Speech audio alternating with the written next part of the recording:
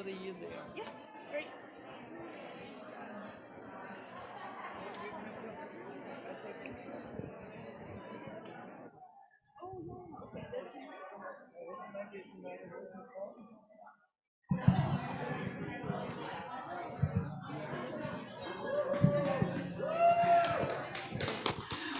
How's everyone doing? It's a little bit chilly out there, huh? But that didn't stop you from coming tonight. Hey. Are we too loud or not? Yeah, sometimes I feel I'm just too loud. We love loudness here. All right. So, how are you doing, everyone? Awesome. Thank you for braving the cold to come here.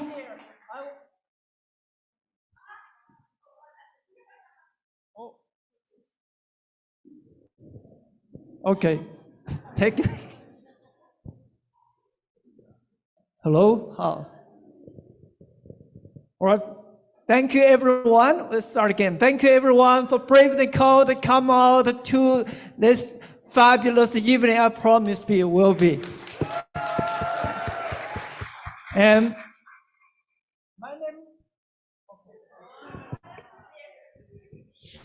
my name is Beixi, and I'm the organizer with the Workers' Action Center.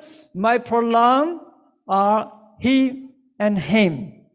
And I'm here today with my fabulous co-MC, and I'll just let her.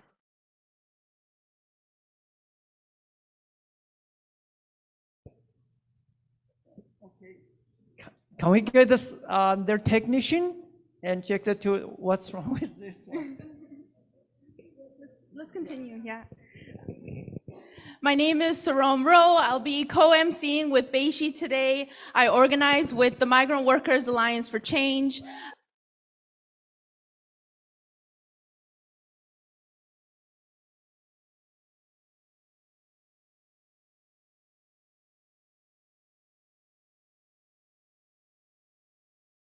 Worker myself, and I've been in the migrant justice struggle and the decent work movement for the past 10 years.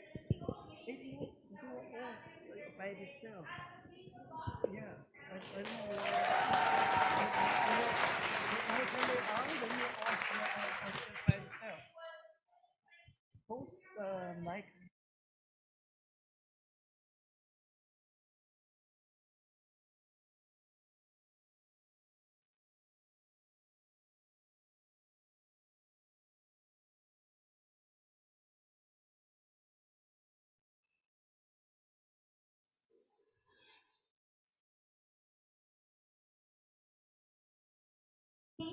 The Mississaugas of the Credit First Nations, the Huron-Wendat, and the Anishinaabe.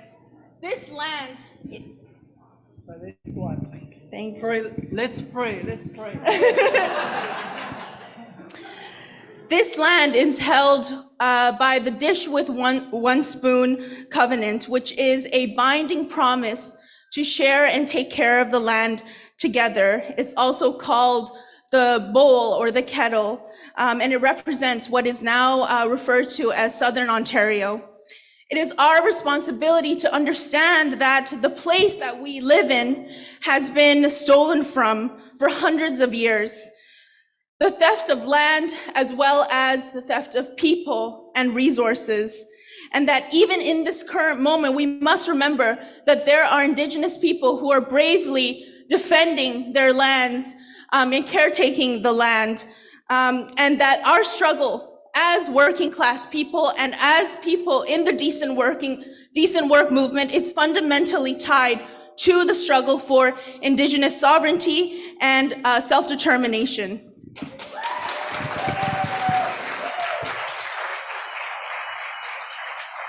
In the spirit, we honor all who came before us, our own ancestors, as well as First Nations, Inuit, and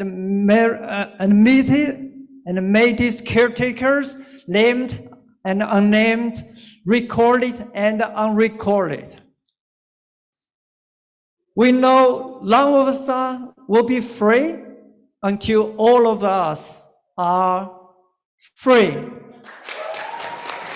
It's in the spirit, solidarity, and respect for indigenous struggles that our work for labor, economic, racial, and climate justice for workers take place today. That's why we want to put a particular and special spotlight on a very important fight that's happening right now. Please join me in welcoming Syed Hussan, who will be speaking about the solidarity needed right now for Grassy Narrows. Please welcome Syed Hussan.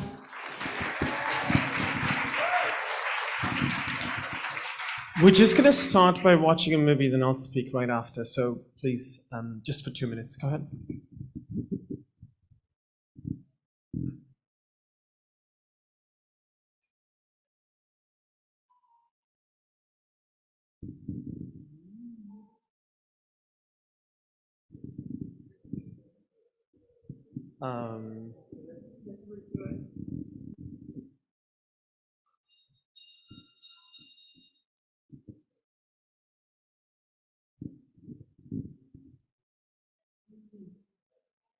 It's playing.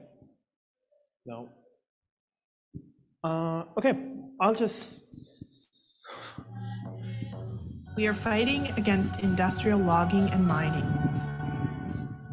racism and colonialism, and we are fighting for Indigenous freedom, land back, and protecting the sources of life.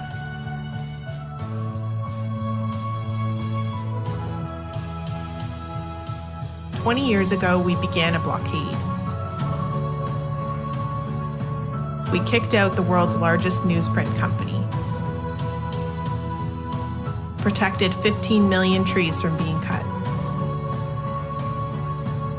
and kept all industry out of our 7,000 square kilometer territory. We revived our ceremonies and helped build a movement.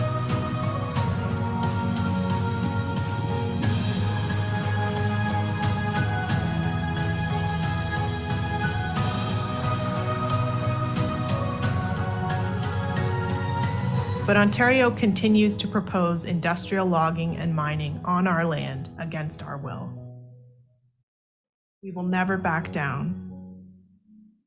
We will sing and dance and fight. As long as the rivers flow and the sweet grass grows in the sunshine.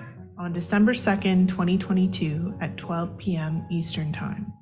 Join us to celebrate 20 years of the Grassy Narrows blockade. Sorry, the sound is a bit unwieldy. Yes, thank you. So, Grassy Narrows First Nations, as you just saw, is a community that has run the longest running Indigenous blockade in Canadian history. It is a community of a few hundred people who have fought back against the world's largest paper company and won. And today, it is a community that has managed to force the cleanup of its river system that had been dumped with mercury, which resulted in the deaths of hundreds of people and the destruction of a way of life. One of the biggest and most crucial fights that Grassy Narrows did in the last few years is to actually create a nursing home, a residential care facility in their community so that people could live and then die with dignity because of mercury poisoning.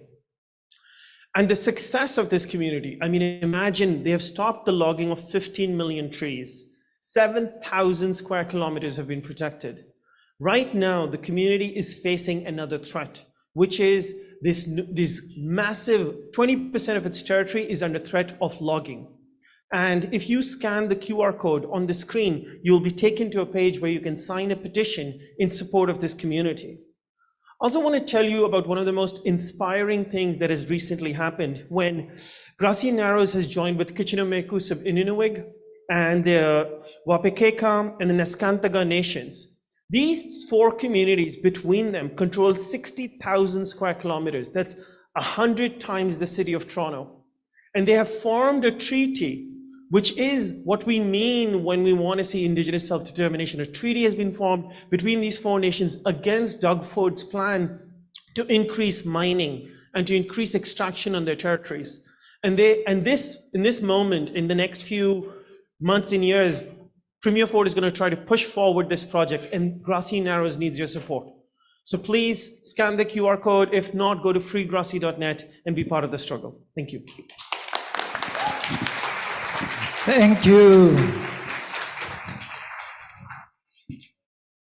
We are also thrilled to have a special group of students from TMU right here, who would like to welcome you to the campus. Please help me welcome some of the newest members of Ontario Public Service Employee Union. Daisy Fernando, Sofia de Guzman, and Kennedy Brera, please. Yes, welcome.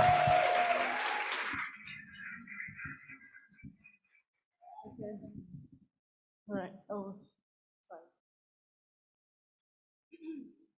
Hello, everyone. My name is Sophia. This is Kennedy, and that's Desi. And as of 5 weeks ago, we became the newest members of OPSU here at TMU. The three of us currently work as student staff in the university's residences. We live in residences and we support students.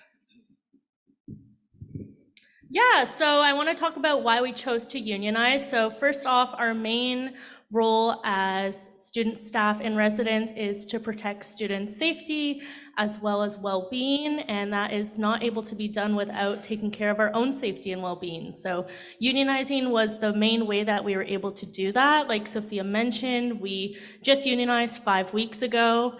So yeah, it's phenomenal.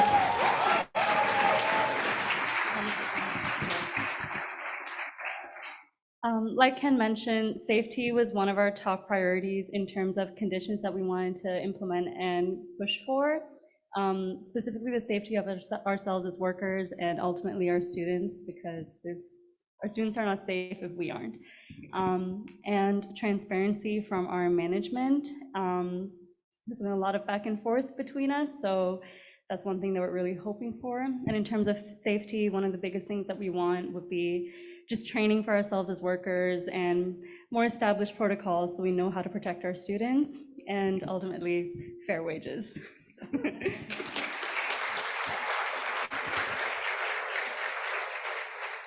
And to wrap this up, the three of us have decided to continue to be a part of the movement for decent work, because first, we never want anything like what happened to us at TMU to happen to another young worker. And two, we want to ensure that we continue to hold the university accountable for the systemic unsafety that they've allowed to happen in their residences. Thank you.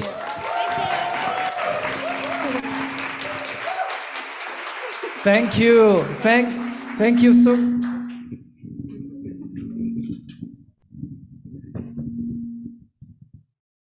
Thank you, Daisy, Sophia, and Kennedy. And as you know, the Ontario Federation of Labor has been a really strong partner with us in the fight for decent work, but couldn't be here with us tonight. But OFL President Patty Coates sends solidarity greetings to us and wishes us a best for the great meeting.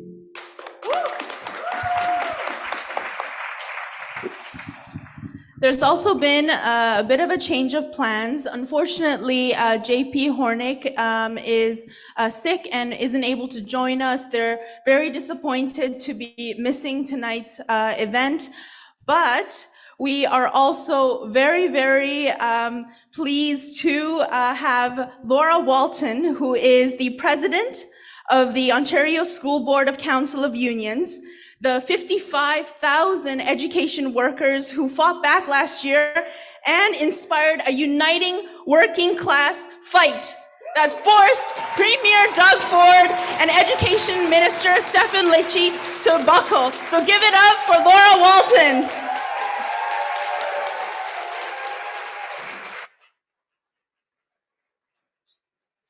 And finally, we want to, and you'll be hearing Laura on the panel today and hearing about the fight, so get ready for that. And finally, we want to give a really big thank you to the Toronto Metropolitan Association of Part-Time Students, TMAPS, who are co-sponsoring this event and providing us with this very beautiful space here at the Student Center. Let's make some noise for them.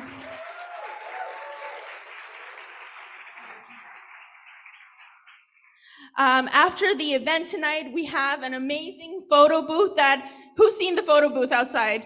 Oh yeah. An amazing photo booth where you can take photos and support the education workers, support Ontario nurses, as well as the Status for All movement and the Justice for Workers movement. So make sure to take some photos.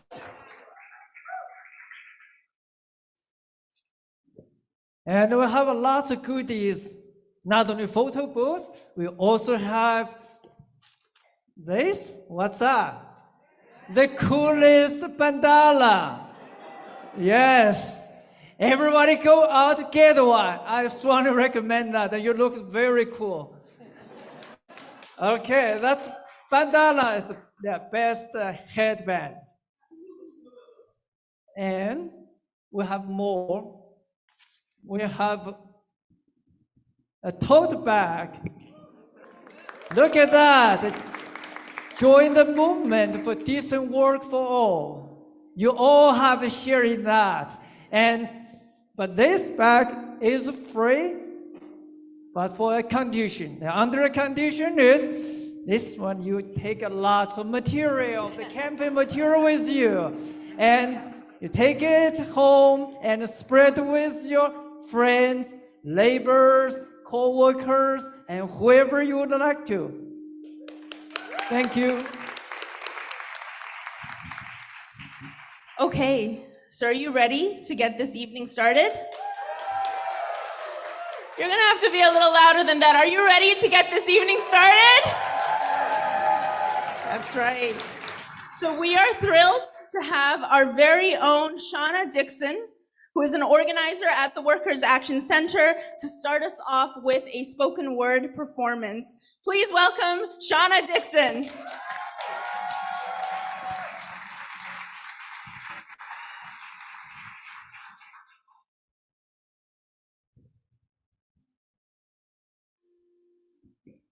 For decades, we've been gaining ground through solidarity. In 2022, our worker movement picked up speed.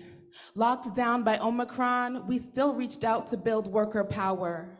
We finally forced Ford to bring the minimum wage to $15 an hour. Let's keep up the momentum and $20 will soon be ours. We never let Trudeau forget that he also promised workers 15. Now nearly 1 million workers in federally regulated industries have a $15.55 minimum wage, which will lead to increases nationwide. We won't stop ramping it up until every worker makes enough to get by. 10 paid sick days has such strong support, this whole country is inspired. BC won 5 employer paid sick days. That's solidarity on fire. And now those 1 million workers under the Canada Labor Code have 10 permanent paid sick days, more fruits of what our movement sowed. But the stubborn Ford government pretends to work for workers while refusing to protect us. Renewing a measly 3 temporary paid sick days scheme, Ford clearly disrespects us. How ironic, the worker income protection benefit handed over millions to corporations, as if big business needs more than tax cuts, false tax claims, and tax evasion. Workers deserve a 5-finger discount on our freedom. Take it or leave it. The power is there, only way is to seize it. They won't just hand it to us, too busy stealing. From wage theft to pays freezes, it gets hard to believe it, but we were born winners. Build our power and we'll see it. Bad bosses forced to follow the law and pay up. But first we gotta raise up, not just our fists, but also our minds. Deep conversations with our neighbors convince them that it's worth the fight. We're not just changing workplaces, we are changing the times, changing the very air, because we are the wind, we are the water, we are all the currents that erode obstacles set up to make us falter. We are electricity, shocking this corrupt system till it flatlines.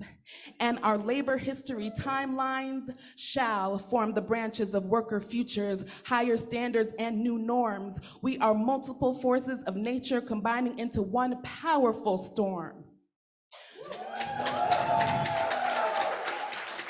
Amazing migrants leading the way to victory. So many decades of fighting against what looks so much like systemic slavery. Let's stoke the fire that can win everyone permanent residency. Equal rights for 1.7 million essential human beings. Imagine every worker could stand up to bad bosses dead set on exploitation without fear of threats of indefinite detention and deportation. What a beautiful transformation. It's just around the corner if we keep applying pressure, bringing together every worker and community member who stands to gain when our conditions of work get better.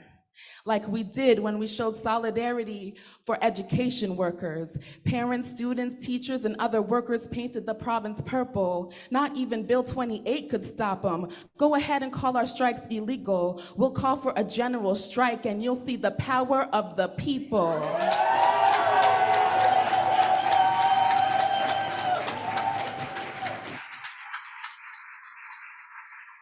Real democracy is only seen when we take it to the streets. The only limit is our imagination, time to crystallize our dreams.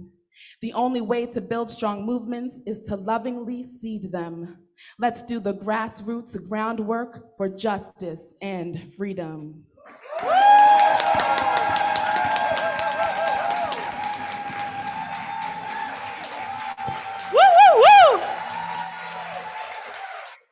We are the air, we are the wind, we are a powerful storm. Thank you, Shawna.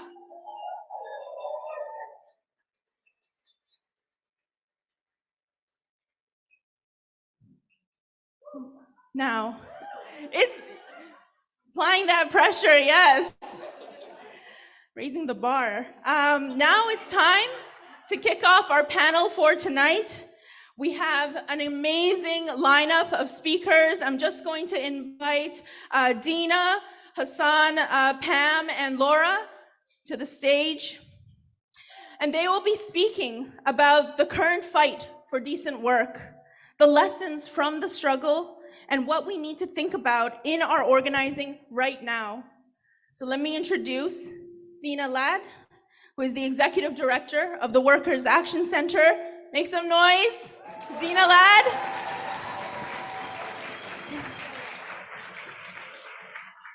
We'll also be hearing from Syed Hussan, who is the Executive Director of the Migrant Workers Alliance for Change and a member of the Migrant Rights Network.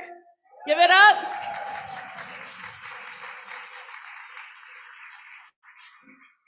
Laura Walton, President of the Ontario School Board Council of Unions. Needs no other introduction. Give it up for her. And of course, Pam Frache, who is the coordinator of Justice for Workers and Decent Work for All campaign. So first up will be Deena to talk about what we accomplished last year and what it took to get there. So please welcome Deena. Take it away.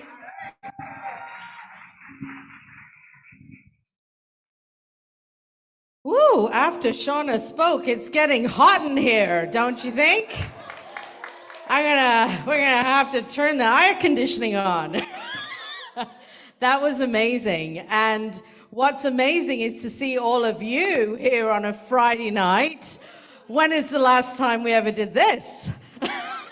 It's been a long time, my friends, and it's wonderful to see you from all around the province. I know that you've come tonight to hear, you know, about the kind of organizing that we are up for. And so we've got a fabulous weekend ahead. And I really urge you, if you're not staying for the weekend, to stay for the weekend, okay?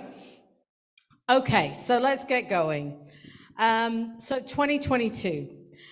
So I want to talk about 2022 because, you know, I mean, I think it's really important to remember what happened. So 2022 began with a January 1st increase in the minimum wage from $14.35 to $15. Yes.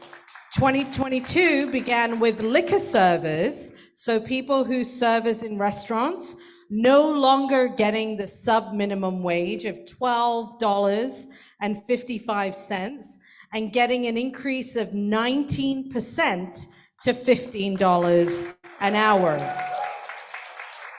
And I think it's worth noting that our Ontario minimum wage, which is now $15.50, should be going up to $16.55 this year because of the cost of living increase, which we fought for, our movement fought for, and got it in 2014. 2022 began, as Shawna said, with a brand new federal minimum wage at $15, which just 13 months later, like in about sort of what year are we? 2023. Okay, in about like 2 months, we'll be going up to $16.65. So in 13 months, an increase of 11%, affecting thousands and thousands of workers across the country. 2022 began with British Columbia bringing in 5 paid sick days for all of the workers in that province. And 2022 ended with the federal government bringing in 10 paid sick days for federally regulated workers. So these are truck drivers, transportation workers, airport workers, bank workers, communication workers. They now all get 10 paid sick days. And I think it's really important because these are just a few of the concrete changes that have been brought in by our collective movement for decent work. And these were changes that I think is really important to realize that were won during a worldwide pandemic, right? Where for on and off for 3 years, we weren't even allowed to be in a room together. And we got this, right? Now, I don't have time to go into all the details of all the other victories that I get to witness every day. All the new leaders getting active and working so hard in our movement, many of whom are here tonight and will be here for the weekend. The workers who step up every day to fight back against racism, wage theft, sexual harassment every single day. All the incredible courage of migrant workers with precarious status who, despite the viciousness and the punitive nature of our immigration laws and our immigration system, defend themselves and stand up against exploitation against their bosses. And so those are all the victories. Those are all the victories. But, you know, I think it's important to say that our movement has not stopped fighting and pushing for what workers need and want to make their lives better, and that we're winning despite this government's bully tactics to pit us against each other and the large corporations that are backing them.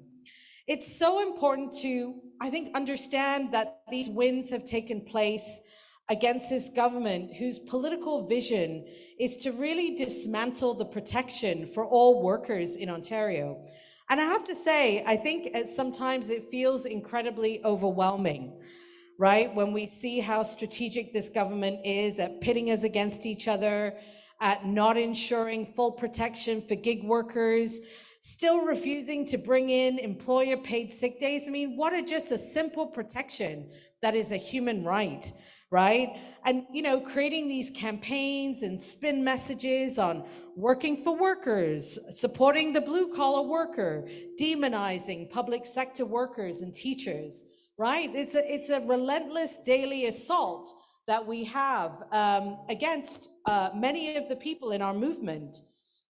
But I think it's really important to realize that our decent work movement's history in these moments when we're feeling overwhelmed. And I think it's important to talk about that, you know, just 4 years ago,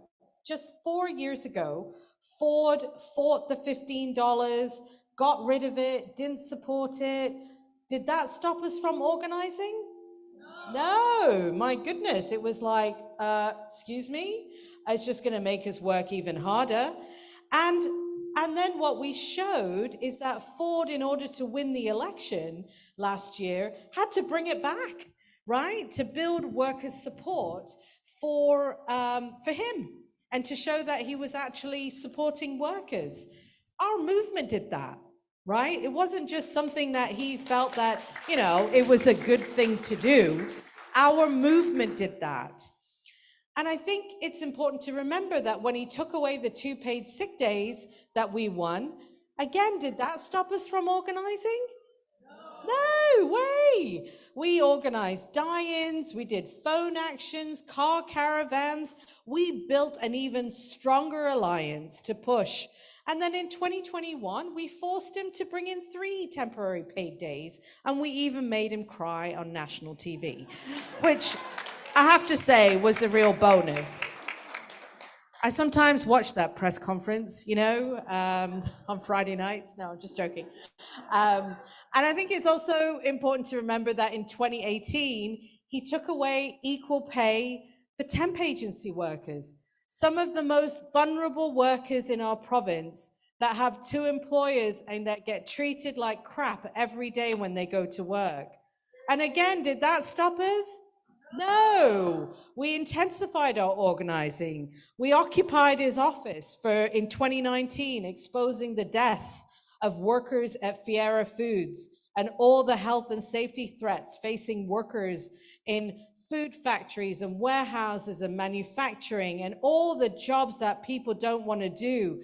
And they rely on recruiters and temp agencies to supply those workers. And guess what?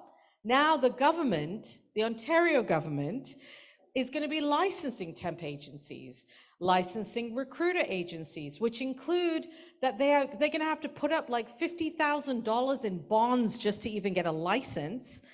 And we will be able to use this as a leverage to go after companies who use unlicensed temp agencies and unlicensed recruiter agencies. That has happened because of our movement, right? So if anyone says, oh, you know, it's really hard to organize around Ford, like we should just kind of wait until the next election, which is in, 3 years, and just sit tight and hopefully he's not paying attention to us. That's not what we've done. We've taken him on and we've actually won gains for workers. And that's the lesson that we have to realize. And so I want to leave you with a couple of thoughts that if our movement is grounded and our base gets stronger every day, every month, every year, the momentum for change, the momentum to say enough is enough, the momentum to fight unfair labor laws grows, right? It just grows. And the momentum to fight outdated legislation that doesn't protect us, that doesn't make sure that when we get to go to work that we're safe, that we can actually even get paid and then paid fairly and be able to come home at night. But our momentum grows each and every day if we keep fighting. And the reality of decent work becomes not just empty slogans, but becomes a reality that makes our lives better and our communities stronger and our movement bigger and larger and stronger and more confident. And that is what we have to do. And that's what this movement is here for, right? Is to build that base. Because no matter what this government says, no matter what any government says, no matter what any political party says, no matter what they try to impose on us, no matter what injustice they try to put down on us and divide us, it is up to us. It is up to us. to fight back and to build a movement that can win and push for what our families and communities need. At the end of the day, it's nobody but us. And I think that that's what this movement is about. It's about supporting each and every one of us to build that movement, to build that base, to build that momentum, no matter what they throw at us. And that's what this weekend is all about. That's what 2022 was all about for me. It showed me that no matter what they throw at us, we can fight back and we can win. And what I'm excited about is when I look in this room and I see the energy and the commitment, I have no doubt 2023 is going to be another kick-ass year. Thank you very much. Thank you, Deena. And come next. Let's look at, Hussan, it's your turn. So Hussan is going to talk about incredible accomplishment of the migrant-led movement for Stardust for All. Over to you, Hussan. Thank you.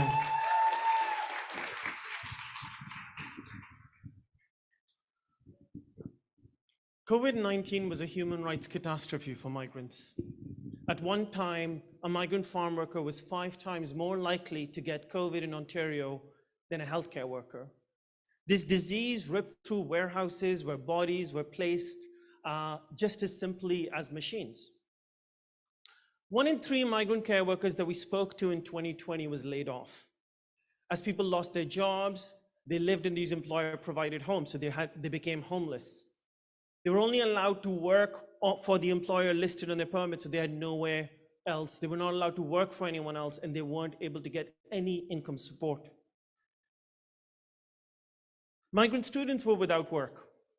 Families back home who paid for tuition fees were suddenly facing an economic crunch and an economic crisis.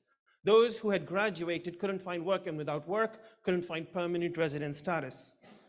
Thousands of people became undocumented because they could not meet the criteria set out by immigration. I'm not telling you this litany of injustice to talk about tears, but to really talk about what it is. What is a conjuncture? A conjuncture is a connection of the context, the lay of the land in which we move.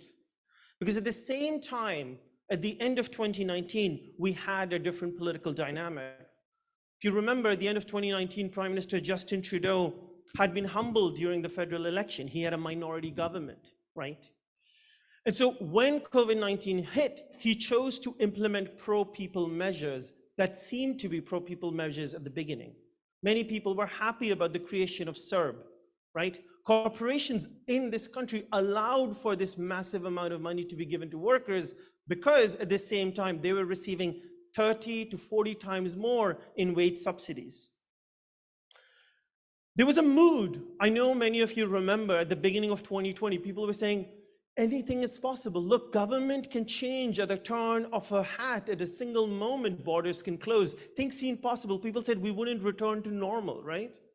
There was this moment when there was this almost unity, right? Even as migrants were excluded from that unity, denied those rights and services, faced with starvation. But that public mood didn't last. Soon, the same anti-COVID, right-wing global authoritarian movement mobilizations gained a foothold here in this country. By the end of 2021, Justin Trudeau, Liberals, were only able to eke out yet another minority. Remember that election that was completely pointless? They thought they would win and they gained nothing. Why? Because the public mood had shifted. The conjuncture at the start of 2022 meant that at the same time as there was an Omicron lockdown, this massive right-wing anti-authoritarian sort of so-called movement, the Freedom Convoy, occupied Ottawa, right? And so as the historic high levels of unemployment in 2020 and 2021 that had really forced people into conditions of great insecurity were replaced by what we are facing now, which is too much employment as far as the Bank of Canada is concerned, but still no increase in wages, right? So what we saw with the creation of the Freedom Convoy, what we saw with the creation of these right-wing movements is a creation of an entire apparatus of organizing. There are Twitter and YouTube and social media channels. People could see that they can organize trucks, take over a city. That is serious organizing muscle. I want to be clear about the forces aligned against us, right? Because while that was happening, every 30 hours, a new billionaire was created in the world. From March of 2020 to March of 2022, every 30 hours, a new billionaire was created, and every 33 hours, 1 million people fell into extreme poverty. This is the fastest rise in wealth and impoverishment in global history. While we were distracted by these fights around masking, many left movements in the same period of 2019, 2020, 2021 actually took the idea of stay at home seriously, which actually demobilized. We are here as an exception. At the same time, there was this massive Black Lives Movement. Do you all remember in the beginning of 2021, after George Floyd's death, and this upsurge of organizing? But let's be honest, we were not able to sustain that here. In fact, now you see every police budget going up, right? We have to be clear about what is happening. So for us in the migrant movement and in the worker movement, we didn't turn inward because we didn't have a choice. Our members were still working. They needed services in person. Workers' Action Center created a food distribution center. Why? Because that was the need. And so in the 7 months between December of 2020 and, June of 2020 and December of 2020, 7 months of COVID, over 45 demonstrations took place in support of migrant justice in almost every province. And we continued that same pace in 2021. And to do this, you have to also build organizing muscle. You have to create membership systems. You have to create cross-country networks. You have to be able to influence the media. These are mechanisms of building capacity, right? And the results are clear. In 2021, Canada created the so-called temporary resident to permanent resident program. This is the first time there was a program for low-wage workers in the country to be able to get permanent resident status. 80,000 people were given permanent resident status.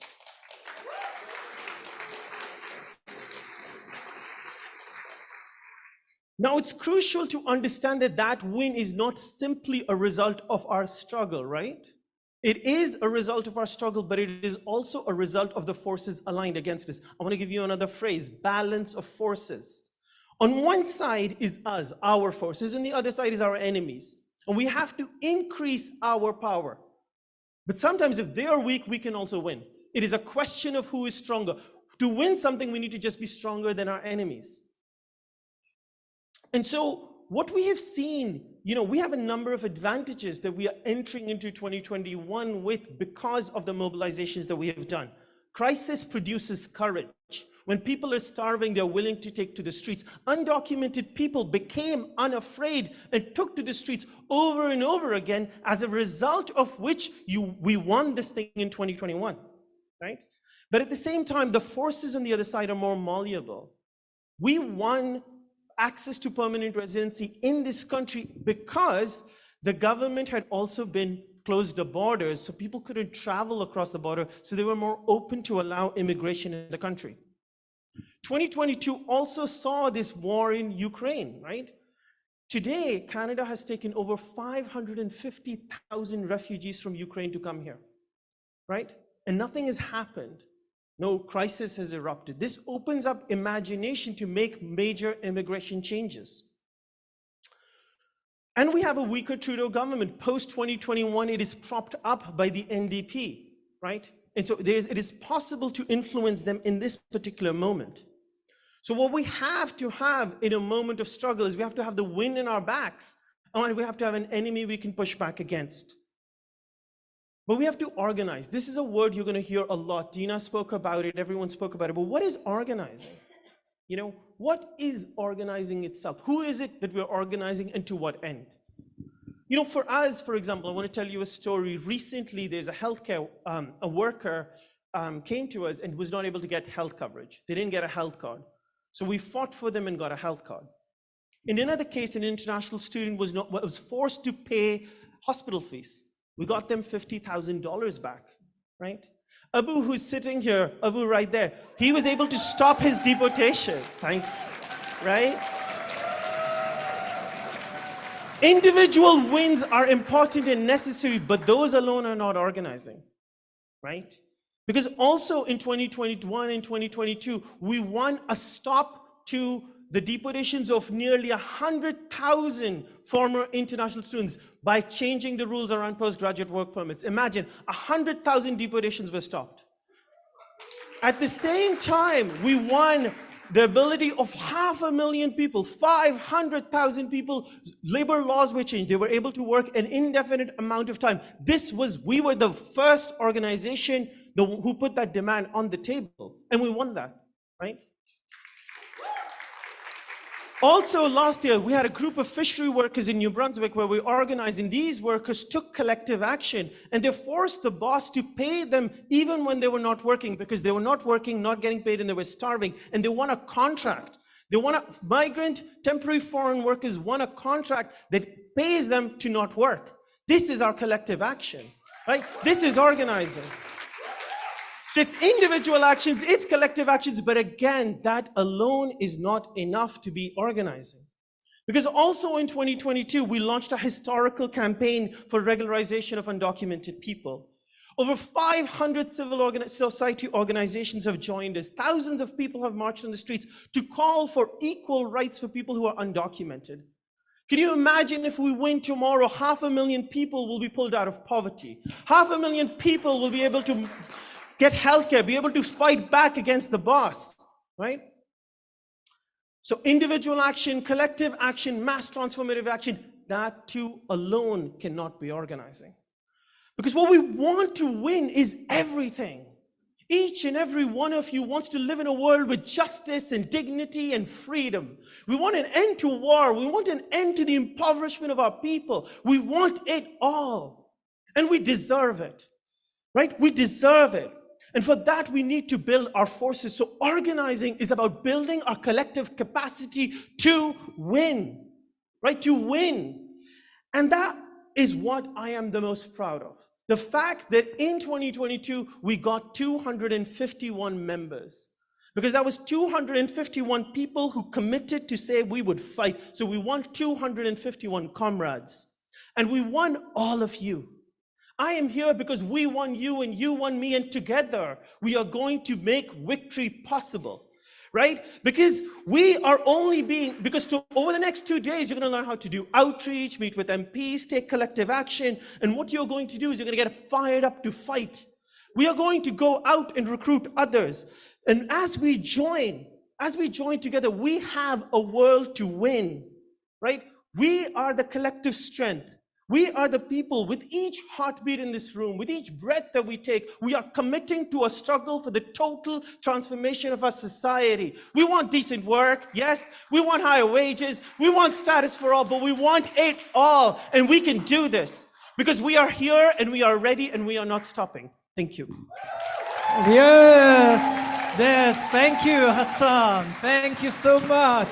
Yes, every single right is being won, never be given. Thank you for sharing the fight, the battle, and for migrant workers.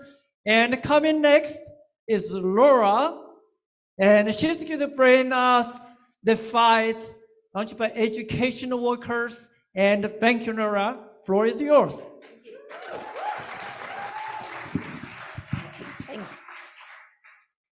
So I have to tell you, it was a little bit of kismet that happened tonight because I was just getting into my hotel in Sheridan.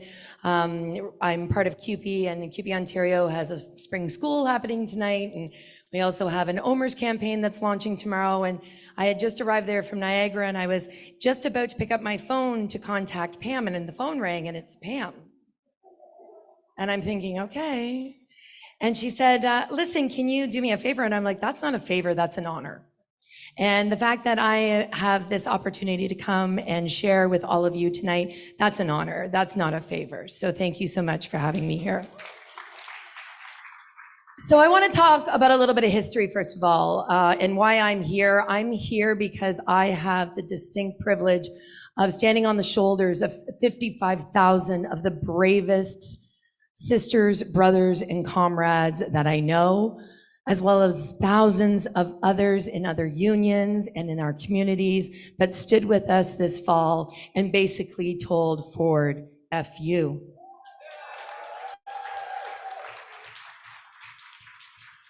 So we represent 55,000 education workers. Those are folks who work in all four school systems: French Catholic, French Public, English Catholic, English Public.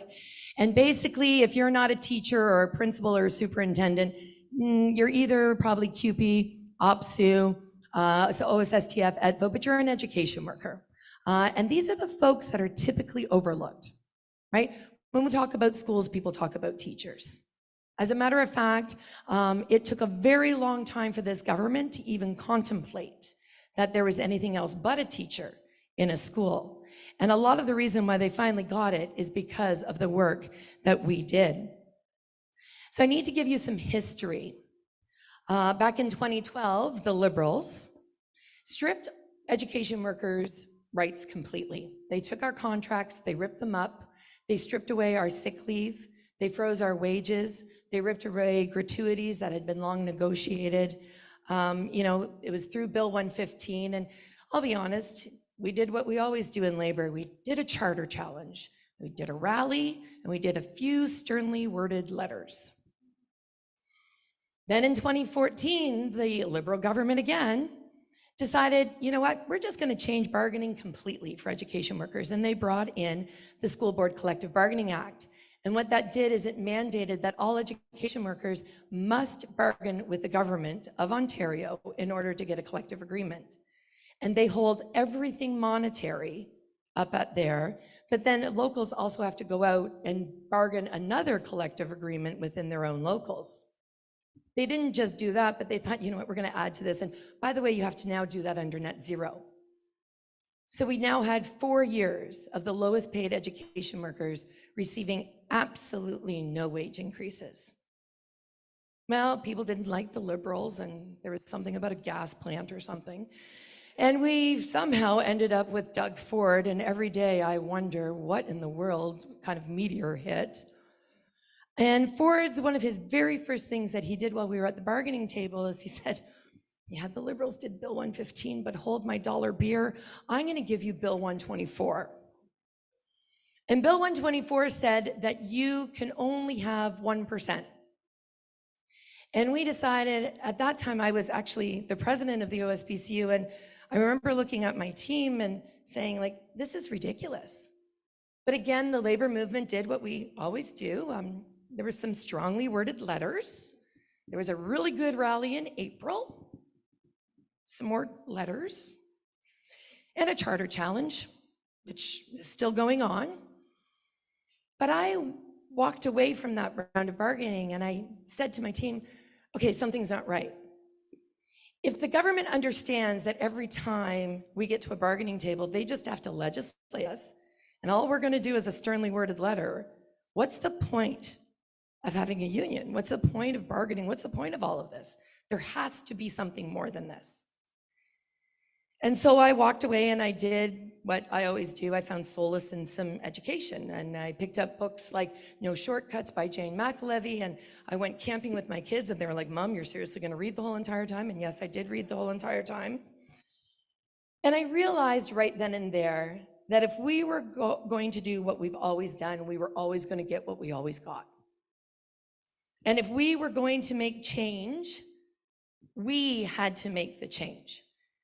Governments, the courts, none of that's going to save us. It doesn't matter what government gets into power. They're not going to come in and say, oh my goodness, thank goodness we're in power. Here workers have everything, right? That's not going to happen. And so I started to realize that we were going to have to do something different. And of course, I realized that in the midst of a pandemic, which was a really good time to do it, because what we realized is that workers were facing forced disengagement. They were isolated. They weren't able to connect even in the ways that they were able to connect before. For education workers, we were deemed essential, but not quite.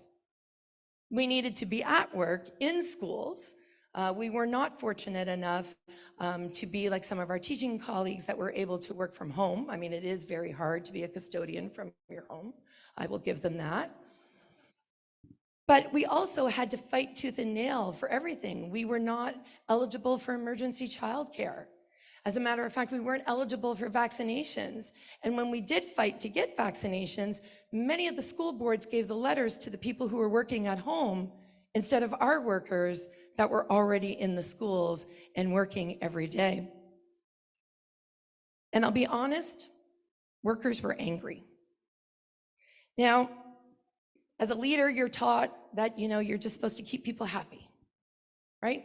And sometimes when we hear about anger, as leaders, we walk away from that, right? Anger is scary. What we realized was that anger and agitation is power. No one makes change from a place of comfort. No one. So we started something new.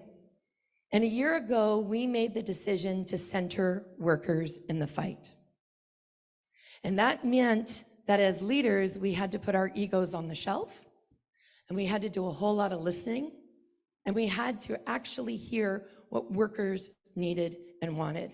And I'm going to tell you, it's the best decision that I've made of my career.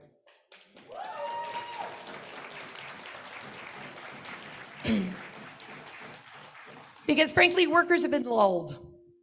We've been living in a world of business unionism where the union, this magical creature, much like a unicorn, is going to come in and save it, right? We're just going to, no offense, just so everybody, full disclosure, I have one of the best legal ever. He's here in the room. I am not taking away his job security, but let's be honest, it's not always about arbitrations, right? But that's the world that workers have been in.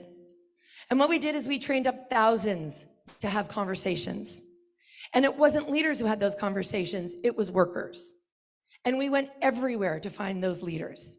We attended meetings. We went out into places where we thought workers might be. We joined with, Justice for Workers. We went onto Twitter. Some of my best organizers are Twitter folks who became huge agitators when it came down to actually putting the trolls in their space. And I have kudos to them. But it began with a letter to the Premier where we had 60% of our members write a letter to the Premier demanding fair wages. We went out and inoculated members and we said, you want a real wage, you want to strike for it, but what's going to happen if the government tells you that you are not allowed to strike and they legislate you back? What are you going to do? And for 4 months, we inoculated members about the ability to just say no to the government, put down your tools and walk out. And in November, that's what the workers did.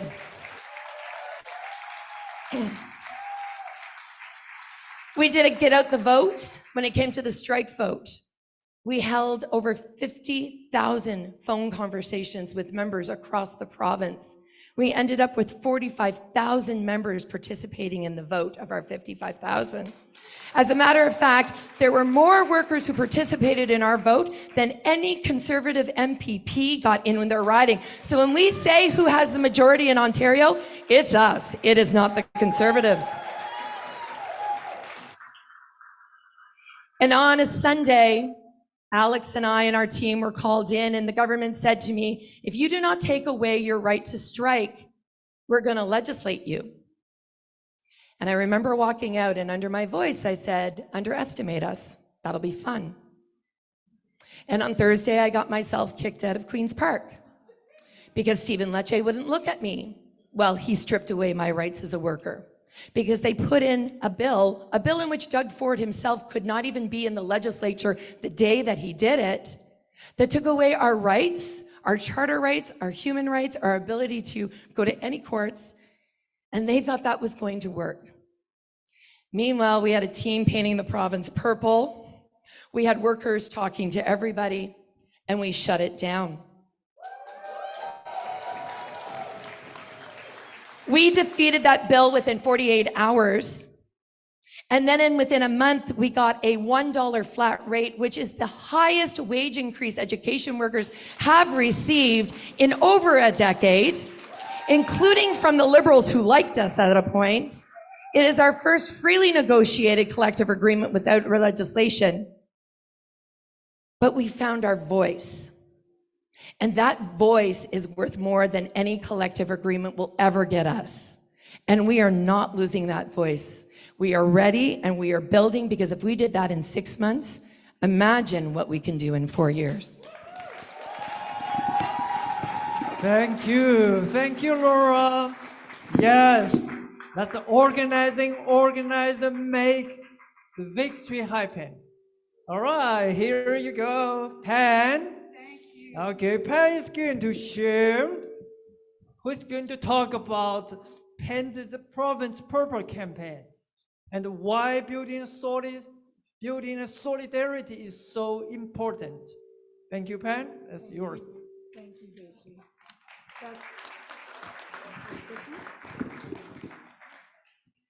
Wow, tough acts to follow. Man, this has been an amazing panel already.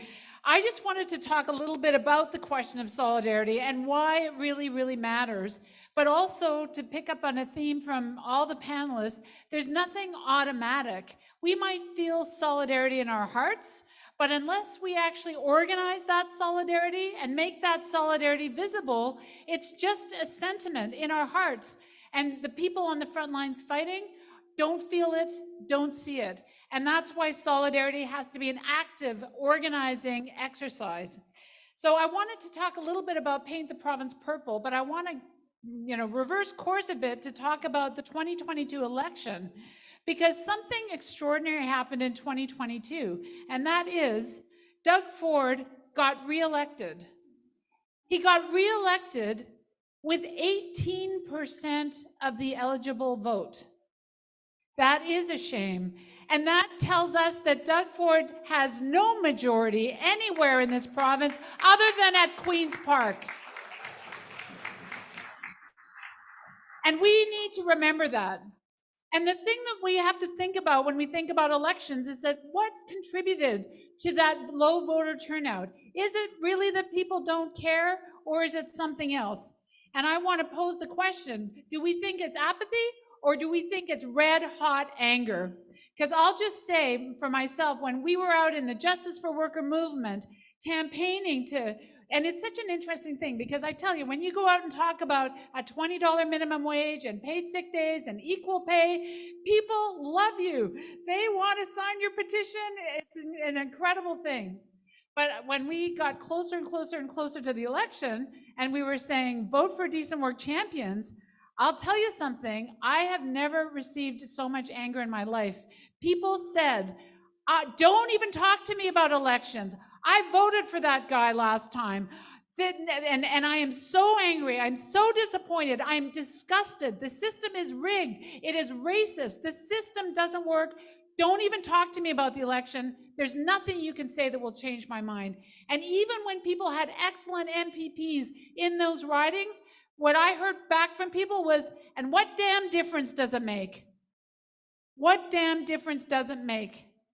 And the truth is, if we're honest about elections only, for most of us, life doesn't change all that much. Life is hard and gets harder, and it doesn't actually change all that much, no matter who's elected. And people know it. And as much as we want to hype about elections, and of course we want to fight on every front, the elections are not the only thing that matters in this world. It's what we do in between elections that actually shapes the outcome of future elections. It's what we do in between. And that's why 2022, in my view, was such an extraordinary year, because we went from the lowest voter turnout in Ontario's history to the precipice of an unlimited general strike that was a resolution adopted by the Executive Board of the Ontario Federation of Labour. When has that ever happened? And that was inspired by the education workers. And let's talk about the education workers. Like Laura said, they are the lowest paid, the most vulnerable. And we know a little bit about that, being in that place, don't we? Because when Doug Ford got elected, he came after us first. What was the first bill that he rammed down our throats? Was to cancel the minimum wage, to cancel the paid sick days, all the things that Deena talked about. So we know a little something about being out there and fighting back and being targeted because we're vulnerable and in that position. But we also know something about being brave. And when 55,000 of the most vulnerable workers in the education sector stands up and says enough is enough, not anymore, we want to back them.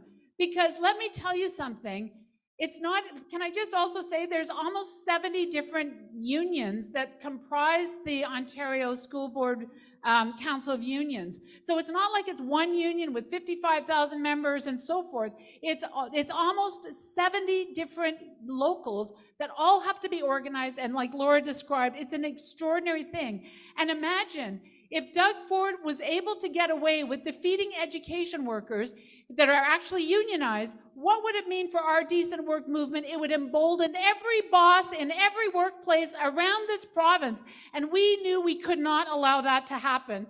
And even though we're a tiny but mighty little movement, we did everything we possibly could to support those workers. And I want to kind of give people a little bit of a timeline, because it's kind of an extraordinary thing. I was blown away when the strike votes were announced, and I remember it vividly. You announced the strike vote on Monday, October 3rd, and it was over 80% and like 96% saying we're going to go on strike. That is completely wild. And we just happened to have an in-person Justice for Worker organizing meeting taking place on October 4th. So we stayed up very late at night to get those posters ready to see if the next day there might be a bit of an appetite to decorate a few schools, to send a message to those education workers that we see them and we have their backs. Because when you take a vote to go on strike, that is not an easy thing to do. It's lost wages. It's a very real fear of how you're going to make ends meet. And we wanted to send a message that we saw them, we have their back, and we are going to make our solidarity visible. And I'll tell you something, my hope that night was that we could get 2 schools decorated, one in the East End and one in the West End. And before the night was done, 20 schools were getting decorated in the next 48 hours. So that when those education workers walked into their schools the next morning, they would feel like $1 million. That was what we were trying to do with that fight. And then, so based on the positive uptake of that, we got ourselves organized, got the materials on the website, and it's because, we're a tiny little team. We didn't get our provincial emails sent out till Friday at 4:30 on Thanksgiving weekend. And I thought to myself, oh, well, no one's going to see this email until Tuesday next week, but that's okay. And I'm telling you something, 20 minutes after the email was sent out, the first request for posters started to come in. And foolishly, we only had our system was email at us at info@justiceforworkers.org, and we will send you posters.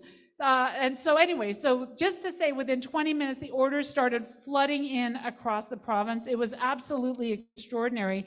The towns and communities, 65 different towns and communities across the province ordered posters, and thousands of posters were put up across the province.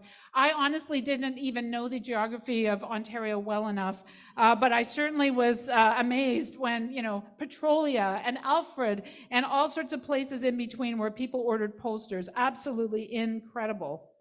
And I want to say something about this division of labor, because CUPE had a big job. Laura and her team had a big job of having those one-on-one organizing conversations that included the possibility of defying legislation.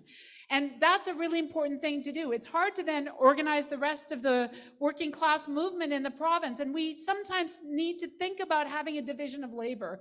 And that's how I like to think about it. CUPE was doing its job to get their members organized and to get their confidence up. And it's our job, those of us who are not on the front lines, to be building the support and solidarity. So the strike announcement comes on October 3rd. We have an organizing meeting on October 4th. We get the posters out. In the next 3 weeks, it was extraordinary. We had Solidarity Saturdays. We had Purple Wednesdays. We're asking people to make their solidarity visible. Teachers took pictures of themselves. If they couldn't download a sign, they wore purple, or they held up purple chrysanthemums for their pictures. It was absolutely extraordinary. And I want to just touch base on the timeline that Laura talked about, because The next big announcement happened on Saturday, October 29th. On Saturday, October 29th, that was when CUPE had to set the date for the strike, because they have to give 5 days notice, because it's 5 days notice because that's in the legislation, but also it's childcare and things like that. People need a little bit of time to get organized. On Monday was Halloween, so that's sacred. Monday was the day the legislation was tabled. On Tuesday, the OFL called an emergency rally that had thousands of people come out at the end of the day on Tuesday. On Wednesday, Justice for Workers organized a phone zap, an emergency phone zap that had over 2,000 people registered for that. On Thursday, there was parents rallied outside the Sheridan Center to say, we have your backs. And that was also the same day that the legislation that criminalized the right of education workers to fight for decent work, that received royal assent. And on Friday, what was supposed to be the first day of a legal strike became the first day of an illegal strike, where thousands, tens of thousands of education workers did say to Ford, fuck you, we're walking. But something else also happened that day. Other education workers in OPSU, also who are not in a strike position, also said, fuck you, we are walking off the job. And that meant schools had to be closed across the province. So I want to wrap up by, so the illegal strike happened on the Friday, and by Monday, Doug Ford was in front of the media saying, this bill is dead. And not only are we going to kill the bill, we're going to kill the bill retroactively, as if it was never passed in the first place. And you know, they say you can't change history, but actually, by crushing Bill 28, we did change an illegal strike into a legal strike, except for the OPSU workers. That's still an illegal strike. So what did we learn in this process? As JP Hornick, president of OPSU, said, we learned we can shut this province down anytime we want. But there is nothing automatic about that, because history could have been very different. On October 3rd, there might have just been a big 3-week gap with nothing except the organizing of CUPE members, and nothing until the 29th. And do you think we would have had the same liftoff if there weren't hundreds of us out there putting up the posters and getting people signed up, every opportunity to support the education workers? Many of you in this room are here because you came to a rally and signed up at a rally for education workers.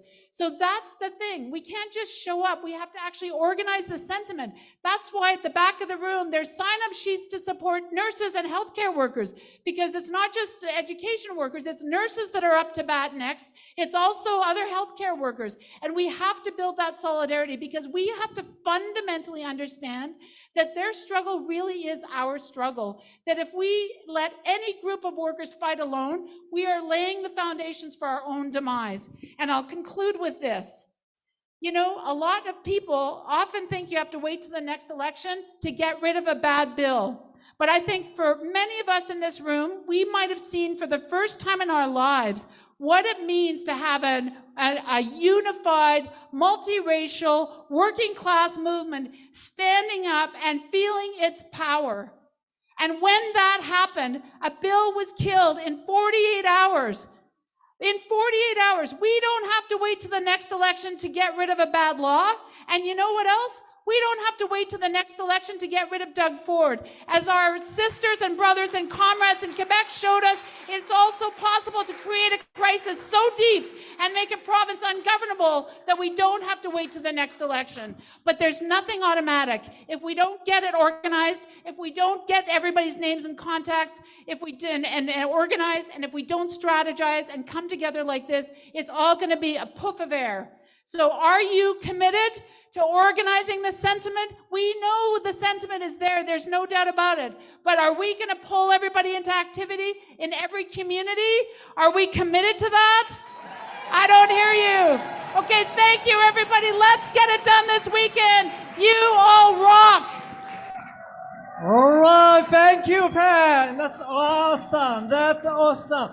Thank you for the wonderful panel. And they just gave us, talked about a lot of things for us to think about our organizing Now it's your turn to ask question first and then add some discussions.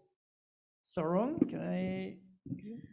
So we're going to use, I can see in everyone's faces, the sparks, the glimmers, it's electric in the air. So I want to let you know that we are going to use a speakers list and we'll be prioritizing racialized people, women, queer and trans people. So if you're not called in the order of the hands that go up, that's to make sure that we hear from as many comrades as possible. We also want to hear your thoughts and your questions, but also there's so many of us here, right? So keep your comments brief because we don't want to have to cut anybody off. So let's see, who wants to start us off with a question or a comment, something that you felt? See David's hand. I see Caro's hand.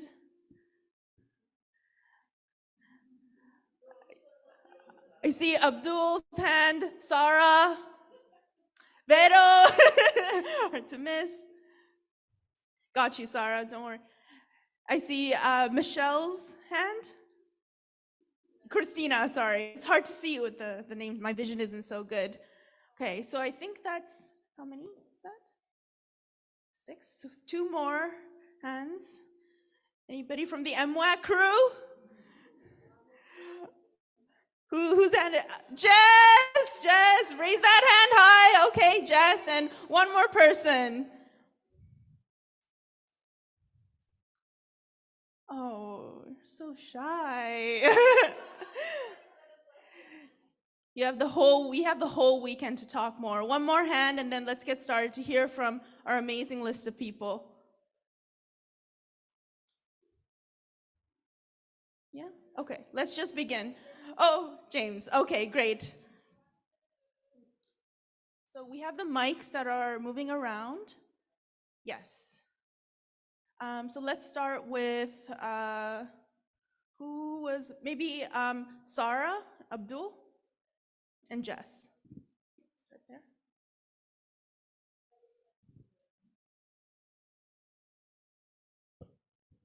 Hello? Yeah. Hi, that was so inspiring. I want to start off by saying I took out my paid sick days lanyard today, and then there was a purple felt stuck to it. So I was like, I'm so excited, and I'm never gonna forget how we won with the solidarity campaign. My question is to all panelists, whoever wants to answer. Right now in Ontario, we're really facing a deep crisis in healthcare. And what I'm seeing really is that this government's plan is either to double down on anti-worker agenda, like denying paid sick days, or to open healthcare up for businesses and bosses to make profit out of it. So my question is, from the lessons you've learned from the past year, how can we draw on that to create a multiracial working class movement that takes on the crisis in healthcare?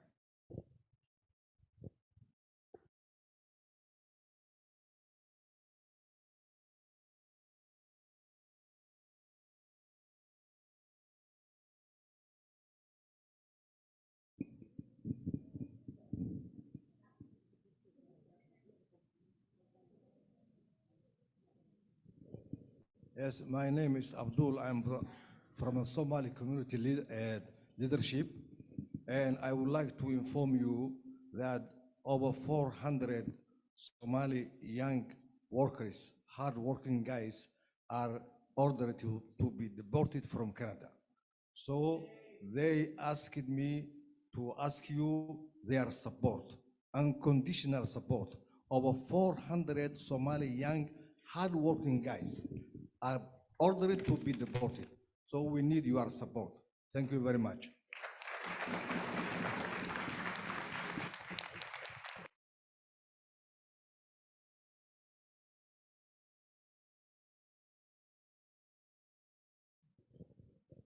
Hi everyone, I'm Jess. I'm a former migrant worker, farm worker most people call us.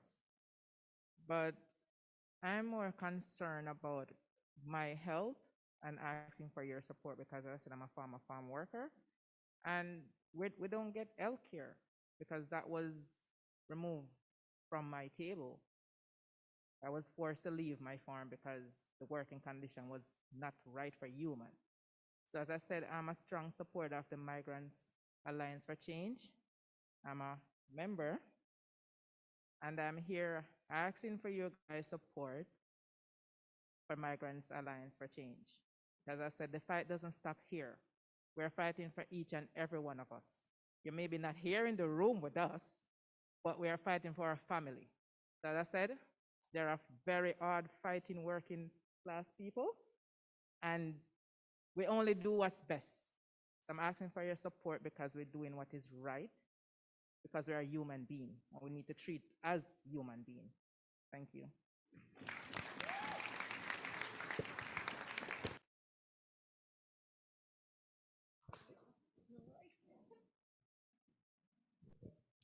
Hi everyone, my name is Veronica. I'm an organizer with Latinx community workers and undocumented workers. Just to mention how important is our work here. And I want to say thank you everyone for support undocumented people, especially undocumented workers. They are passing a really, really hard time to fighting for unpaid wages. So from the last year to this year, we have increasing a lot of cases, especially for undocumented workers coming to ask for unpaid wages. So I'm so proud, and I hope so everyone feels so proud. All we are doing here is fighting for decent work, especially decent justice for workers, but especially justice for undocumented workers. Thank you so much.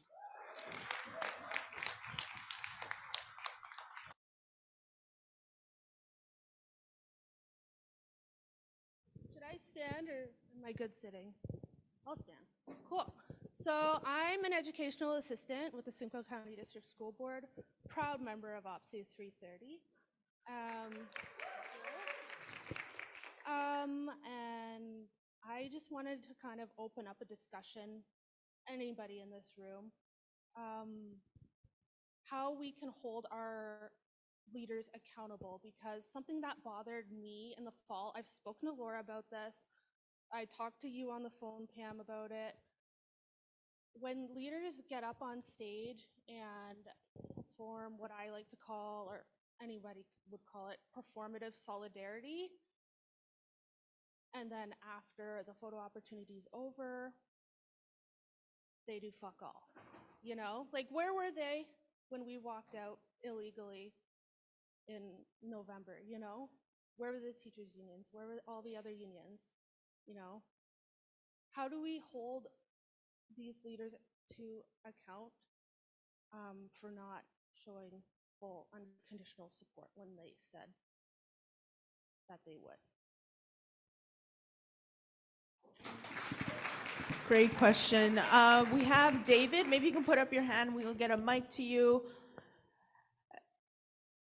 as well as James next. Maybe you can put up your hand. I am David, organizing in Scarborough, and also I'm working on the Tamil community as well. And it's so amazing. You all, the panelists are rocking this evening. Oh, Deena, Hussan, Laura, and Pam. Oh, it's electrifying evening. Amazing. So amazing. We give a big applause. Hallelujah.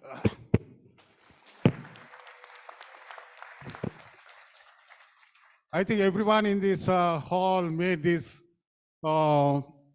evening electrifying, actually. Oh, great. So great. So, Mike, thank you so much, Deena, for the update. Even though it's during pandemic, we achieved so many victories. That's great.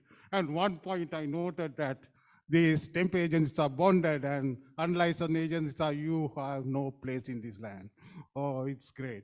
And Hussan, we all, I think, with the collective power, we made this federal government to regularize the undocumented workers and migrant workers. It's so amazing. My question now.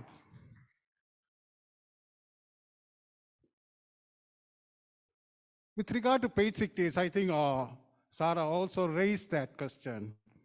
So many times, more than 25 times, this federal government in Queen's Park, they voted against the paid sick days. But in fact, with everyone's collective power, we have become the role model for other provinces and territories to ask for paid days, demand for paid sick days. Even though we won some paid sick days, this fourth government came and canceled it. But still we are fighting. But we are going to fight. But the panelists, the question is, still, where is the gap? Where we should focus on? So just give us some focus so that we can go tonight with regard to paid sick days. Because we already got the paid sick days for federal workers, more than 1 million workers. But we have been fighting against this Ford conservative government. As Pam correctly said, you guys are only majority in the Queen's Park, but we are outside, we are the majority.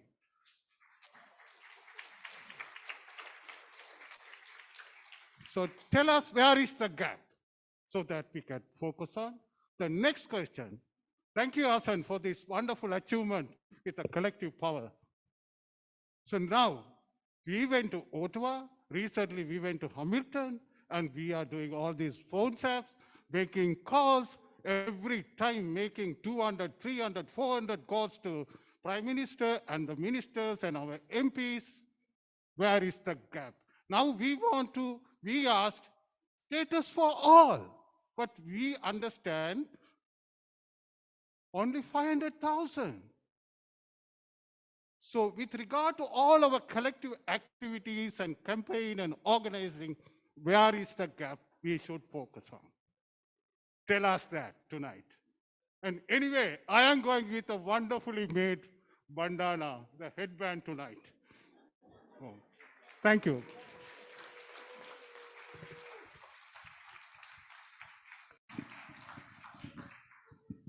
All such great insights and questions. We'll pass the mic to James. Thanks, Sarom.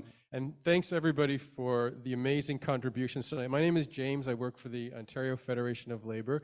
And I've got to say, I am so stoked and pumped and inspired to be in a room with so many leaders and organizers who are responsible for the amazing and inspiring victories that have happened in the last year. It's just unbelievable to hear how many things that workers and their allies and communities have won in the last year in the most difficult circumstances, up against really difficult odds, and in the face of people who said it couldn't happen or we don't believe in you. Think about every single one of those struggles. That is something to celebrate. But to hear tonight, we're hearing about dozens of victories that all of us were a part of and made happen. And so the question I want to throw to the panelists is maybe this question about leadership. And sometimes I think when we look at the struggles in front of us, we have this idea that we've been trained that there's, these official leaders over here, and we just got to wait for those leaders to tell us what to do before we move into action. And sometimes that mindset makes us wait or makes us afraid and makes us sit back and thinks, well, if they don't have an idea, then what, could we possibly do it? And what I heard from the panelists and from everybody here tonight, and in all the struggles that I witnessed, is that the real leaders, the real organizers are the rank and file, are ordinary people like us in every community. And in every one of these victories, the reason there was a momentum, the reason there was a tidal wave of solidarity in all of these struggles is that ordinary rank and file workers themselves said, you know what, we're not going to wait. I might be one person, but I'm going to put up a poster, or I'm going to do a selfie, or I'm going to ask a friend to come to this picket line with me. And the more we did it, the more confident we got, and the more we got a sense of what our collective power was. And for those leaders, the official leaders, don't worry about them. When we move, and when we move in big numbers, they will be running to catch up with us. And in fact, that's what the official leaders said. If you're worried that they're not doing it, we start acting without them. And that's what happened. We got a taste of our power. We got a taste of what it means to shut down the whole province. And the most exciting thing we learned in the process is that we have had this power all this time. We have always had this power, but we always hear that we can't do it or we'll never make a difference. But those single acts of solidarity, every leaflet we gave out, every conversation, every poster you put up, think of the cumulative effect. That's what built that wave of momentum. That's what gave us a glimpse of shutting down the province. And once you get a taste of that, you want to get more of it. And so I'm feeling super stoked here tonight about all the things that we're going to do in 2023 based on what all of us have done in 2022, and knowing that there's an even bigger audience of workers and fighters and leaders out there we have yet to meet. So let's do that. Let's go into 2023 and carry that momentum and think about when's the next moment we're going to shut it down.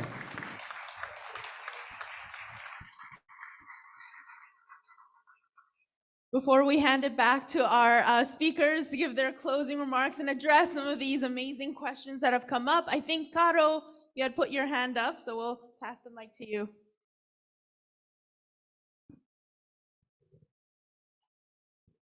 Good night to everyone. My name is Carolina.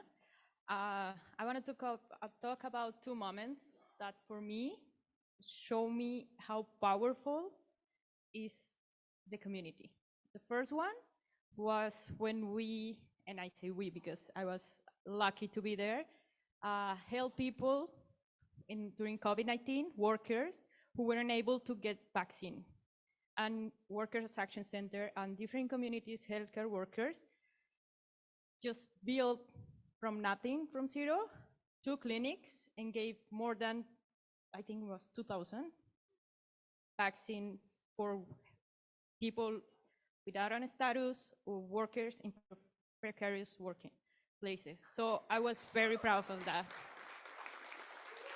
And then the second one, it was last year on September 18, where they make this huge rally for status for all. I was taking pictures that moment, and for me was really powerful, see how many people come and say, how can I help? How can I do for someone else? And that, I think, for me, it was a really great experience to see how the community come together and help to each other. So that's the two big moments that I can say.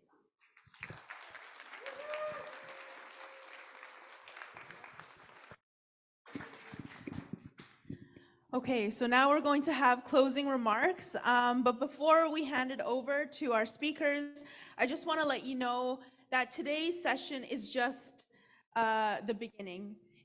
There is, for the next 2 days, many workshops and sessions where we'll be able to think together more, learn the fundamental skills to organize and also to win, because you're all here to learn how to beat the bosses, right? Not just fight the bosses, but beat the bosses, right? So if you want to keep the conversation going, make sure to register for tomorrow and the day after.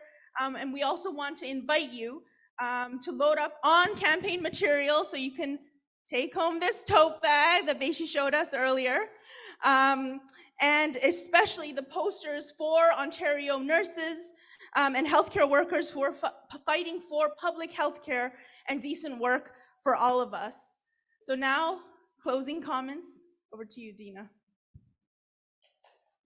Oh, and sorry, before that, I want to pull up on, yeah,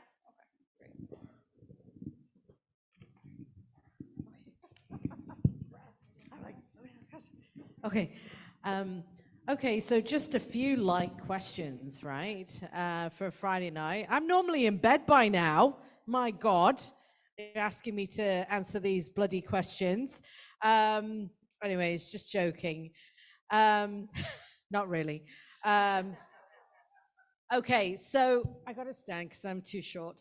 How many of you in the last couple of years have talked to someone, done a leaflet, done some outreach, made a phone call, to someone else, and they've just been like, oh my God, I've never heard about paid sick days or minimum wage or status. How do I get involved? How many of you here have had those conversations? Right, exactly. And so, and have they been positive? Have people been excited about what you've been doing? So someone's going, oh, I don't know. I mean, you know, there are some people that aren't, for sure. But generally, people like to have their lives improved, right? You know, higher wages, you know, being able to take a day off when you're sick and not like, you know, not be able to pay your rent, that kind of thing. I mean, what I'm trying to get at is that most people are having a hard time, are really struggling. We have this saying where it's like one job should be enough. One job should be enough to be able to pay your bills, to be able to take care of your kids, to be able to put food on the table. But that's not what's going on right now, right? Many of us are living in poverty. Many of us are needing food banks or extra support. Many of us are wondering how the hell we're going to pay our rent at the end of the month. That's the situation for hundreds and thousands of people in our communities who have yet to have that conversation with us, right? The conversation that maybe I had with you or that you had with someone else. And it's those people who are struggling like we are, that are struggling and dealing with the same situations that we are, that we have not yet met, that we need to bring in the movement. Because to be honest, our movement is not strong enough to yet bring down this government. We are getting there. And I think what we found in November with the general strike that we nearly had, we were on the precipice, right? But in terms of the deeper movements to take on racism, to take on the kinds of systemic discrimination happening in the labor market, where it does boggle your mind that after 3 years of a pandemic, that we can't even get 10 paid sick days for our families and our communities. What the hell is going on? Well, that is a total disrespect for working people. It is a total disrespect for the people that are in the jobs that take care of our elderly, our kids, that of people who don't have access to paid sick days. And that confidence in that disrespect means that we need to build that power, right? And so really fundamentally, I think the answer to all of the questions, the gaps, is that we have to build this movement even stronger and more vibrant and larger and more confident and more powerful than ever before. So all those people in our neighborhoods, in our communities, in our workplaces that we have not yet had that conversation with, they are the people that we need to bring in. And they are the people that we need to build their leadership of, right? And so this movement started from scratch as well, right? Like we have built this step by step, block by block, person by person, community by community, town by town, you know, workplace by workplace. And that is the only way to build. There's no easy recipe. There's no silver bullet. I wish there bloody was, but there isn't. It's labor intensive, conversation by conversation, leaflet after leaflet, solidarity after solidarity, all the things that we have been talking about tonight that will make it happen. But we have to have a plan, we have to be intentional, and we have to be purposeful about it. And we have to be really clear on how to build power and how to bring people into our movement. And I mean, I think that really is, for me, what leadership means. It means understanding that it's not just about one person, but it's about many, and it's about building our base.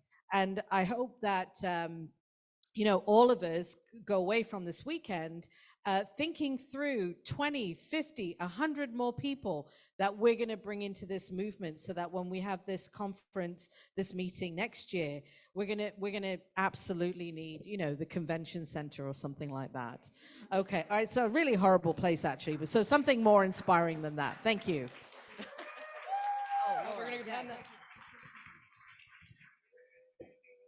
Now I'm thinking of all the big spaces we can get into. It's fun, right? So yeah, very light questions. I agree. I think the one thing that I would say is it comes down to AEIOU. It's agitate, educate, inoculate, organize, and unionize. It's that is really the magic to it all, right? We need to learn how to agitate every single place that we go. Have those conversations. It amazed me when I did conversations, how many people are like, the union? Like my union's calling me? I've never heard from them. What? We're on the peak of a strike and nobody's ever talked to you? What in the fresh hell is happening? So, you know, but definitely it's agitating, it's educating. I mean, the vast majority of people don't know because they don't know. And it's our jobs to go out and talk and really take it from the perspective of whole worker, right? Workers don't live at work. They have, you know, their aunties, their uncles, their mothers, their brothers, sisters, and, you know, and so you need to think of them as whole workers. What other spaces are they occupying in our communities? Do they belong to faith groups? Do their kids have extracurricular activities? You know, do they go to a coffee shop every Saturday? Those conversations need to take place in those spaces as well. And then, you know, it's all about, you know, more organizing. And you'll notice I never talk about mobilizing. Mobilizing is where you're going out and you're talking to the people who are already like you, right? It's why we think people are tired, because we're going to the same 10 or 15 every time.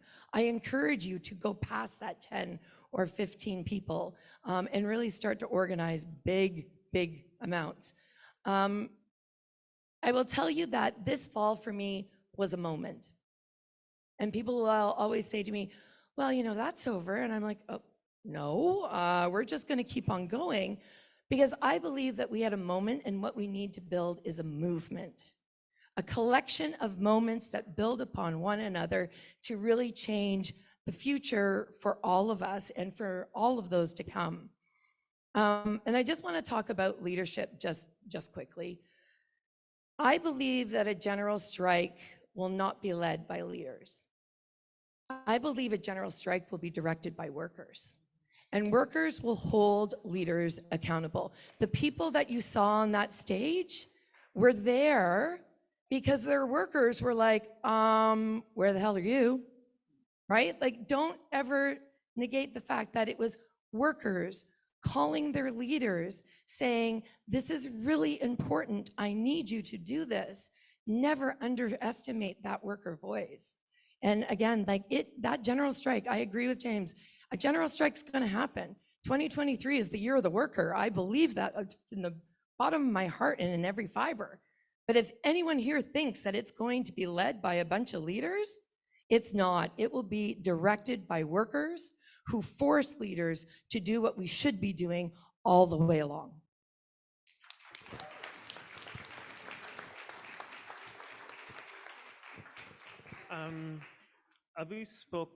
Abdul spoke about the Somali youth who are facing deportation, and if you go to migrantworkersalliance.org, just on the front page, you can sign this petition. These are young Somali refugees who were given their permanent resident status, they were given their citizenship status, and then it was taken away from them.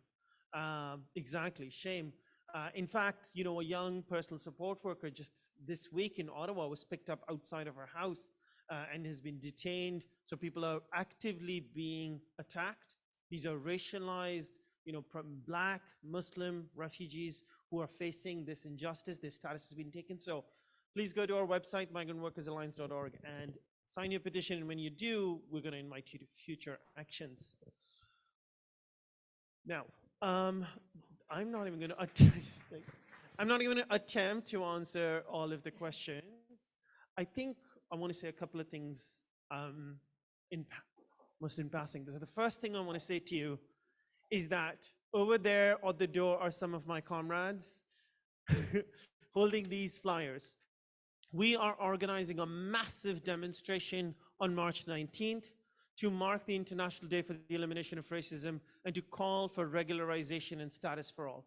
We need each and every one of you. I know you're all coming, so don't even start there, all right? We need each and every one of you to bring 3 people with you. Bring 30, that's cool too, but we'll take 3, okay?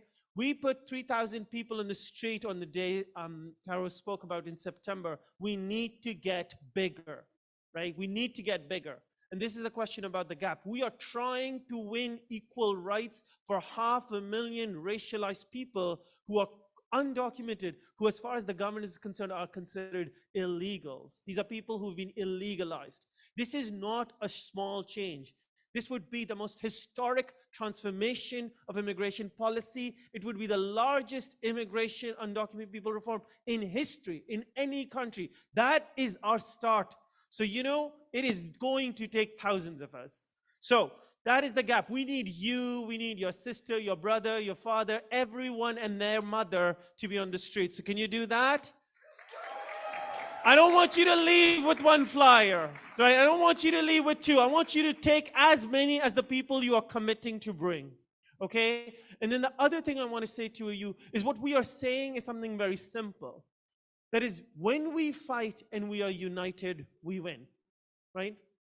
When we fight and we're united, we win. So I'm going to try a little chant here, okay? All right, so I'm going to say united, and you're going to say we fight, okay? And then I'm going to say we fight, and you're going to say we win, okay? So united, we fight. When we fight, we win. United, we fight. When we fight, we win. United, we fight. When we fight, we win. Come on, united!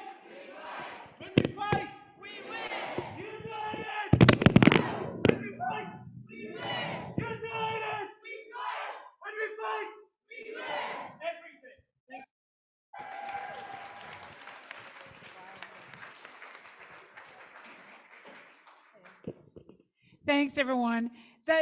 This has been an incredible night for me. I think there's not much left to be said.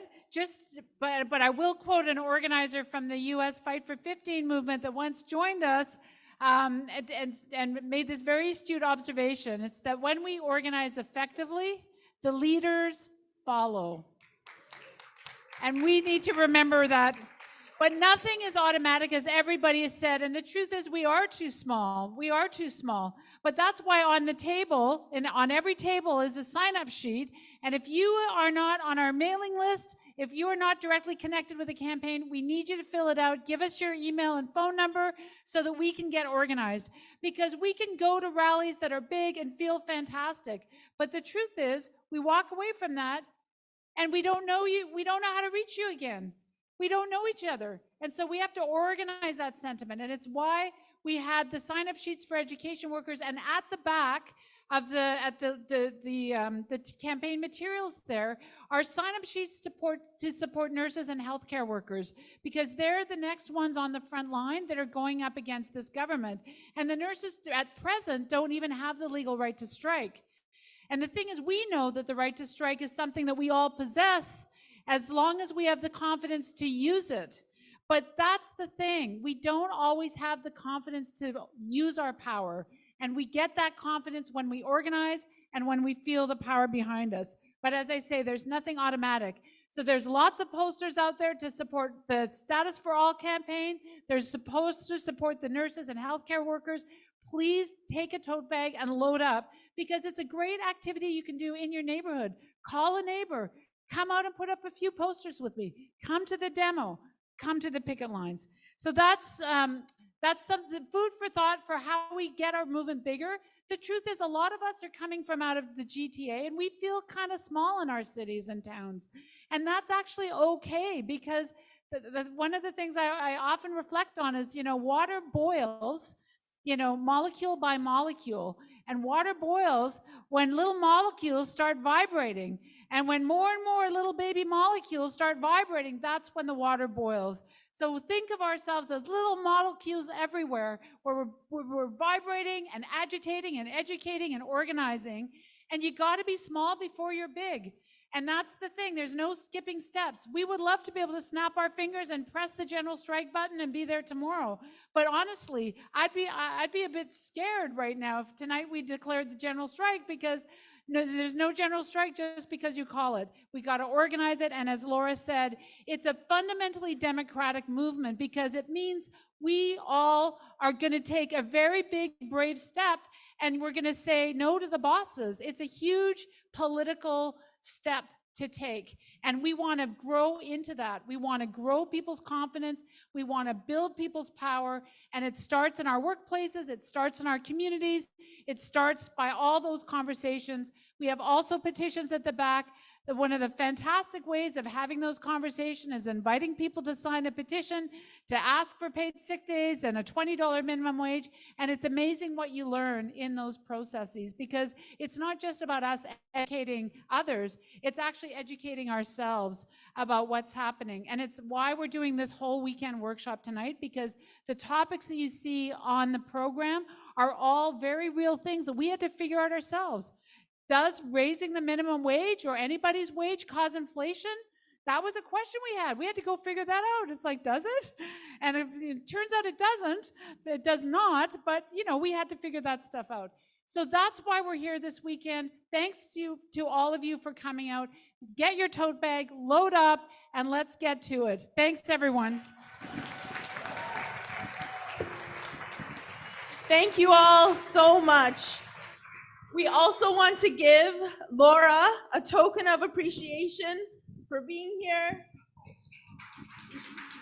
Thank you, Laura. And for making time to join us tonight and let us know what really matters when it comes to organizing. Thank you all for being here. Let's give yourselves a round of applause.